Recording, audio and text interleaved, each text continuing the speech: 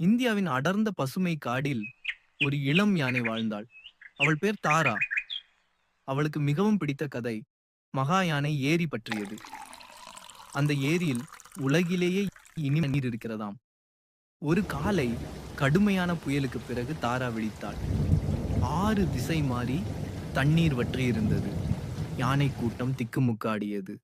அப்போது தாரா துணிவுடன் சொன்னாள். நான் போய் ஆற்றைத் தேடி வழி கண்டுபிடித்து வருகிறேன். அவளது தைரியத்தால் அனைவரும் ஆச்சரியப்பட்டனர். பாட்டி மெதுவாகச் சொன்னாள். தாரா, காடை நம்பு. அது உனக்கு வழிகாட்டும். தாரா தனது பயணத்தை தொடங்கினாள். மரங்கள் மெதுவாக அசைந்தன. குரங்குகள் கிளையிலிருந்து கிளைக்கு துள்ளின. வழியில் ஒரு பச்சை கிளி வந்தது. அவன் பெயர் ரவி.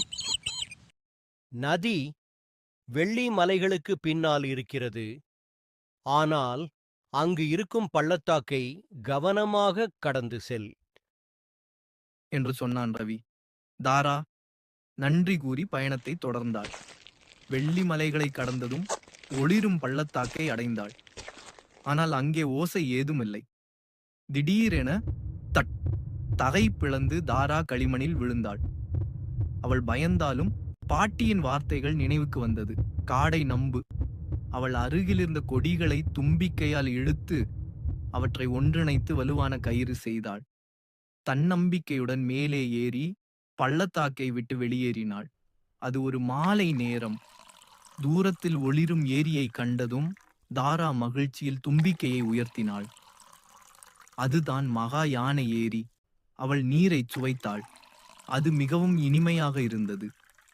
அந்த ஏரியிலிருந்து ஒரு நீர்வழி பழைய ஆற்றை நோக்கி செல்கிறது என்பதை அவள் கண்டுபிடித்தாள். அவள் தன் கூட்டத்தினரிடம் திரும்பினாள். தாரா 3 முறை தும்பிக்கையால் கூவினாள். நான் தண்ணீர் கண்டுபிடித்து விட்டேன். அனைத்து யானைகளும் அவளை பின்தொடர்ந்தன. அவர்கள் ஏரியில் நீர் குடித்து மகிழ்ந்தனர்.